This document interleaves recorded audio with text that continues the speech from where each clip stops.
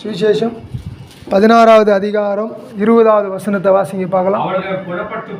அவர்கள் புறப்பட்டு போய் எங்கும் பிரசங்கம் பண்ணினார்கள். கர்த்தர் அவர்களோடு கூட கிரியை நடப்பித்து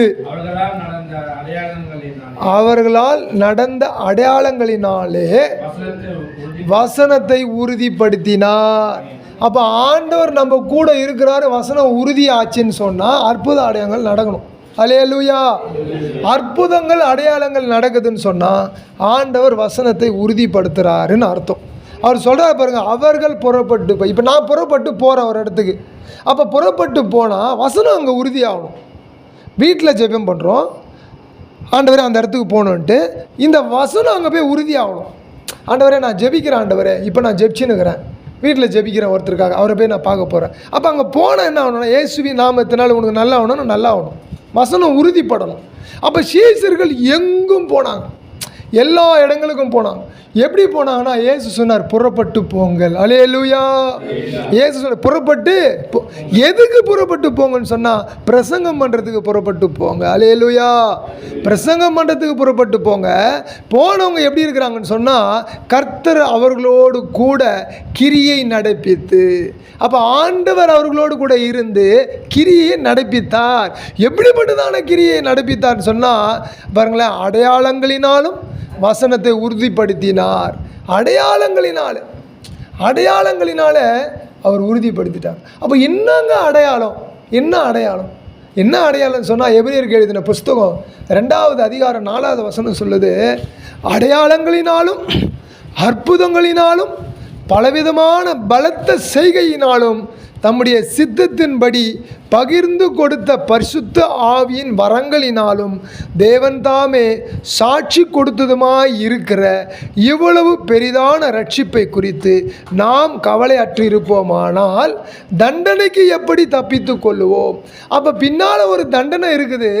அந்த தண்டனைக்கு முன்னால் ஊழியர்கள் என்ன செய்து கொண்டிருக்கிறார்கள் என்று சொன்னால் பிரசங்கித்து கொண்டிருக்கிறார்கள், அற்புதங்கள் அடையாளங்களை செய்து கொண்டிருக்கிறார்கள், அவர் தேவ சித்தத்துக்கு தகுந்தது போல நம்மை நடத்துகிறார்கள், பரிசுத்த ஆவியானவர் நமக்கு வந்து உதவி செய்கிறார், வரங்களினாலே தேவன் நம்மை நிரப்புகிறார்.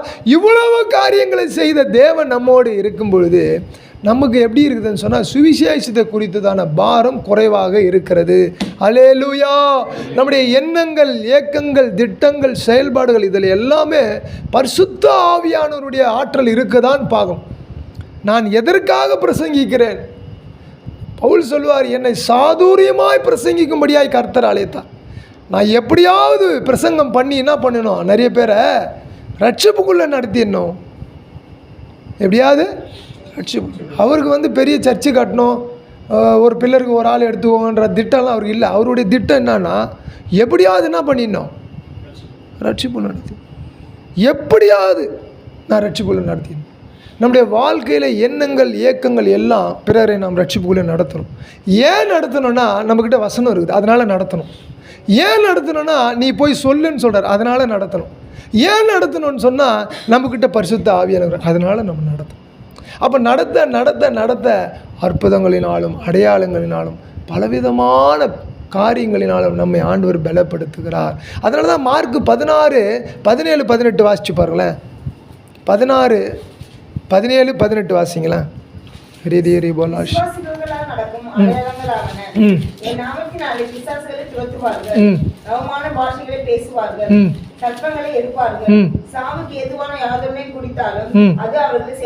சாவுக்கு ஏதுவான ஒன்றை குடிச்சா அது என்ன பண்ணாது, சேதப்படுத்தாது. அப்ப சாவுக்கு ஏதுவானதை குடிச்சா கூட நம்மளை சேதப்படுத்தாது. யாரும் நம்மளை எதுவும் பண்ண முடியாது. எண்ணெயில் தூக்கி போடுறாங்க யோவானை, என்ன ஒன்றும் பண்ண முடியல. சரி, என்ன என்னன்னு பார்த்தா கொதிக்கிற எண்ணெய், ஒன்றும் பண்ண முடியும். அப்போ ஏன் பண்ண முடியலன்னு சொன்னால் வசனம் உறுதியாக வேண்டும். வெளிப்படுத்தல் விசேஷத்தை யோவான் எழுத வேண்டும். அதனால் அவனுக்கு ஜீவன் வர வேண்டும். ஜீவனுக்கு வரணும்னா இவனை எண்ணெயில் தூக்கி போட்டால் சாக மாட்டான். அப்போ எதில் போட்டால் சாவானா, எங்கேயாவது எடுத்துன்னு போய் விடுங்க, அங்கே விட்டு அவனே செத்து போட்டுன்னு பயத்தில் எடுத்துன்னு போய் விட்டாங்க. ஆண்டவர் என்ன பண்ணுறாரு, காப்பாற்றி எடுத்துன்னு போய் அங்கே வச்சு வெளிப்படுத்தல் விசேஷத்தை எழுதி நம்ம கையில் கொடுத்துட்டார். நான் இருக்கிறவராகவே இருக்கிறேன்ப்பா, நான் அல்ஃபா ஒமேகாவாகிறேன், நான் வரப்போகிறேன், அவன் கிரிக்கத்தக்கதா என்னோட கூட பலன். அப்போ இது தெரிஞ்சுக்கணுன்னா யோவான் உயிரோடு இருக்கணும். அப்போ ஆண்டவருடைய வசனம் வந்து உறுதியானது. அதிலிருந்து ஒரு சின்ன எழுத்து கூட மறையாது. எபிரேயர்லேருந்து தமிழில் வந்து டிரான்ஸ்லேட் பண்ணும்போது நம்ம நிறைய தப்புகள் நடந்திருக்கலாம். எபிரேயர்லேருந்து ஆங்கிலத்தில் டிரான்ஸ்லேட் பண்ணும்போது தப்புகள் நடந்திருக்கலாம். ஆனால் வசனம் தப்பாகவே ஆகாது. டிரான்ஸ்லேட் பண்ணுறவங்க வேணால் தப்பாக பண்ணியிருக்கலாம் ஏதாவது, ஆனால் வசனம் தப்பாக அது அப்படியே கிரியை செஞ்சுக்கினே இருக்கும். அது நம்ம கூட வேலை செஞ்சுக்கினே இருக்கும். ஏன் வசனம் எதுவும் பண்ணாதுன்னா, அடையாளங்களினாலும் அற்புதங்களினாலும் அந்த வசனம் உறுதிப்பட்டிருக்கு. நம்ம ஜீவனோடு இருக்கிறதே வசனம் தானே. நான் சாவாமல் இருந்து தேவனுடைய வார்த்தைகளை சொல்லி பிழைத்திருப்பேன் வசனம் போட்டுது. நான் சாக மாட்டேன், நான் உண்மை பற்றி சொல்லி விவரிப்பேன். நம்ம வாழ்கிறதே வசனம் தானே. அது உறுதிப்பட்ட வசனம். அது ஏதோ சாதாரணமான வசனம் கிடையாது. அது ஏதோ வந்து கட்டுக்கதையோ வம்ச வரலாறோ அது ஆயா கதை தாத்தா கதைலாம் கிடையாது. இது வசனம், இது உறுதிப்பட்டது, இது உயிரோடு இருக்கிறது, இது ஜீவனோடு இருக்கிறது, ஜீவனுள்ள வசனம். அந்த வசனம் நமக்குள்ளே இருக்கிறதுனால நீங்களும் நானும் சோர்ந்தே போகக்கூடாது. இங்கே பாருங்கள், அந்த 16-17 பாருங்களேன், அது சொல்லுது பாருங்களேன், எப்படி சொல்லுது பாருங்களேன். விசுவாசிக்கிறவர்களால் நடக்கும் அடையாளங்கள் யாவன, என் நாமத்தினால பிசாசுகளை துரத்துவார்கள். என்ன சொல்கிறாரு? என் பேர் சொன்னாலே போதும். என் பேர் இயேசு, இமானுவேல், நான் இருக்கிறவராக இருக்கிறேன், நான் அல்ஃபா ஒமேகா, நான் ஆதியும் அந்தமாக இருக்கிறேன். என் பேரை நீ மட்டும் போய் சொல்ல.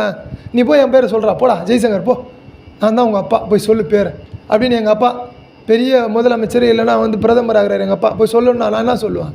திமிரா போய் சொல்லுவேன், ஏய் நான் யாரை பார்த்து மறிகிறா, எங்கள் அப்பா அவருன்னு சொல்லுவேன். இவர் சொல்கிறாரு என் பேரை போய் சொல்லு, அவன் பயப்படுவான். ரபாலா ஷேகே ரேதே ரபாலா சந்தரதரமலா கரபல போலியா. நம்முடைய தேவன் மகத்துவமானவர், பயங்கரமானவர். அவர் பயங்கரமான காரியங்களை செய்வார். நம்முடைய தேவன் ஏதோ சும்மா உப்பு சப்பாலாம் கிடையாது. அவர் நினச்சாருன்னா சர்வ வியாபி, சர்வ சிருஷ்டி. அவர் சகலத்தையும் அண்ட சராசரங்களை கையில் வச்சுன்னுக்கிறாரு. அவர் நினச்சாருன்னா காற்றை நிறுத்திடுவார். அவர் காற்றை நிறுத்தினார்னா கொரோனாவில் ஆக்சிஜன் பிடிச்ச மாதிரி இனிமேல் காற்றை தான் பிடிக்கணும். அவர் பண்டகசாலையிலிருந்து காற்று புறப்பட்டு வருகிறது. அவர் காற்றை மூடினார்னா அப்பாட்டாக்கர்லாம் ஒன்றும் இல்லாமல் போய்டும். எவ்வளோ பெரிய அப்பாட்டாக்கரை, நான் பெரிய ஆளுகளையா, அதெல்லாம் ஒன்றும் பண்ண முடியாது. மோடியாது தாடியாது எல்லாம் இல்லாமல் போய்டும். யாரும் எதுவும் பண்ண முடியாது அவரை. அவர் பயங்கரமானவர், பயங்கரமான கடவுள். அவர் அக்னிக்கு நடுவில் உலாவுறவர். ஒரு சாதாரண கடவுள்லாம் கிடையாது. சமுத்திரத்தை ரெண்டாக புலகிறவர், சமுத்திரத்தின் மேலே நடக்கிறவர். The beautiful God. நம்முடைய கடவுள் அன்பானவர், அவர் பாசம் உள்ளவர், அவர் நம்மை நேசிக்கிறவர், அவர் நமக்கு உதவி பண்ணுறவர். அவரை போல ஒரு கடவுளே இல்லை. தனிமையில் உங்களையும் இனி நேசிக்கிறவர். தனிமையில் யாராவது நேசிப்பாங்களா? யாராவது நேசிக்கிறவங்க தான் சொல்லுங்களேன். தனிமையில் நம்மளை நேசிக்கிறார். நம்மளோட ஃபீலிங் அவருக்கு தெரியும். நம்ம ஃபீலிங் அவருக்கு தெரியும். நம்ம வேதனை அவருக்கு தெரியும். நம்ம கண்ணீர் அவருக்கு தெரியும். ஐ லவ் யூ சொல்லணும் ஆண்டவரை பார்த்து. ஆண்டவரே நீர் நல்லவர், நீர் எவ்வளோ பெரியவர் ஆண்டவரே, உண்மை போல ஒரு தெய்வம் இல்லை. உண்மையாகவே இல்லைங்க. ஃபீல் பண்ணணும், ஒவ்வொரு நிமிடமும் ஃபீல் பண்ணணும். என் தனிமையில் நான் இயேசுவோடு இருக்கிறேன்னு நினைக்கிறோம். என் அறையில் நான் இயேசுவோடு இருக்கிறேன்னு நினைக்கிறேன். நம்முடைய நேரம் எப்படி தான் இருக்கணும்? ஸ்பிரிட்லேயே இருக்கணும். ஷதரபல கரதரமோல போரா கரதரபோல போலிதரபல பர கரபோலியா. நம்ம ஸ்பிரிட்டில் இருக்கணும். ஒரே ஒரு ஜெப ஆவியில் இருக்கணும், வல்லமையில் இருக்கணும்.